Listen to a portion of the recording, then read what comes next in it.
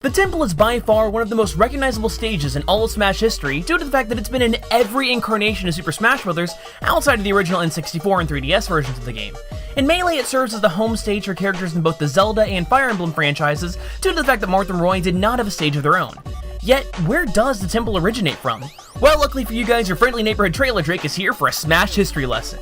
For the most part, the temple is based on the many palaces from The Legend of Zelda 2: The Adventure of Link. Still, isn't it odd that the stage is called Temple instead of Palace? The reason behind this is because they're actually called temples in the Japanese version of Zelda 2. It's also worth noting that Zelda 2 is the only game in the Zelda franchise to be a 2D platformer. Okay, except for the CDI games, but those really don't count. However, this could just be a coincidence due to the fact that Smash Bros is a fighting game, but you get the exact same perspective of the characters in Smash Bros as you do of Link in Zelda 2, so that's pretty neat. Enough stalling though, let's take a look at the stage itself. The entrances to each palace in Zelda 2 are identical. Walk up a couple of steps, pass a statue, and go down an elevator. At the far left side of the temple, it appears we get just that. A couple of steps, the corridor that normally houses a statue, and a tunnel leading down to an underground area. Oddly enough, I've seen reports all around the internet that claim that in the beta version of Super Smash Bros. Melee, the temple stage originally had an elevator in place of the underground tunnel. However, the only visual proof that I've seen of this mysterious elevator is this super small split-second glimpse of the temple's beta form in Super Smash Bros. Melee's special movie.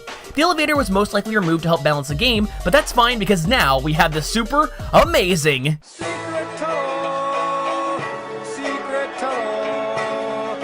The palaces in Zelda 2 are notorious for being large and expansive, which is appropriate considering the fact that the temple is by far the largest stage in Melee.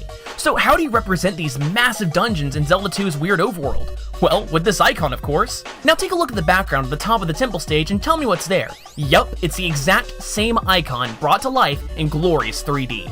Still, that's not the only background building Easter egg in the temple. Take a look at the right-hand side of the stage. The background seems to contain a building that looks remarkably similar to the Temple of Time in Ocarina of Time. You guys might have noticed that I haven't really talked about any of the platforms at the bottom of the stage, and honestly, that's because I can't seem to find anything that harkens back to any of the original Zelda games. However, this bottom area is notorious in the Smash Bros. Community and was even dubbed the Fight Club by Nintendo Power.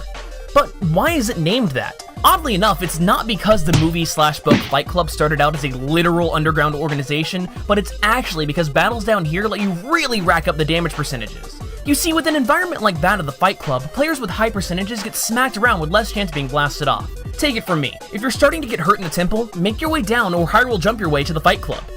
Wait, you guys don't know about the Hyrule jump? This is one of my favorite techniques! The Hyrule jump is a great tactic to put some distance between you and your enemies. Run off the right-hand side of the upper level and maneuver yourself onto the small platform at the bottom of the stage. This move has saved my skin on more than one occasion. Anyway, enough about all that, let's get back to analyzing.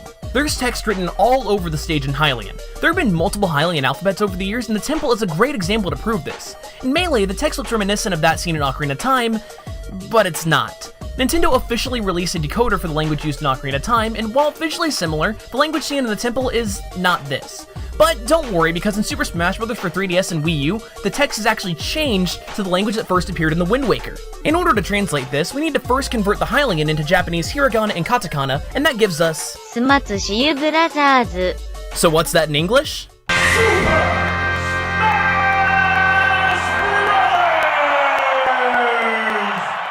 The Omega version of this stage has you fighting on a floating island with the temple broken into chunks in the background, yet take a look at the pieces back there. There's only 2 chunks present, so what happened to the third one? Nobody knows. Anyway guys, that's all I have for today, but if you like me branching out into stages, please let me know in the comments and I might just do more. Still, if you guys haven't gotten sick of my annoying voice yet, you can always just mosey on over to my personal channel and check out my unpopular Nintendo opinions. Or you can just stick around right here and watch my recent analysis on Bowser and Bowser Jr. Still, as always, make sure to like, subscribe, and tell me which characters and/or stages you'd like to see me analyze next.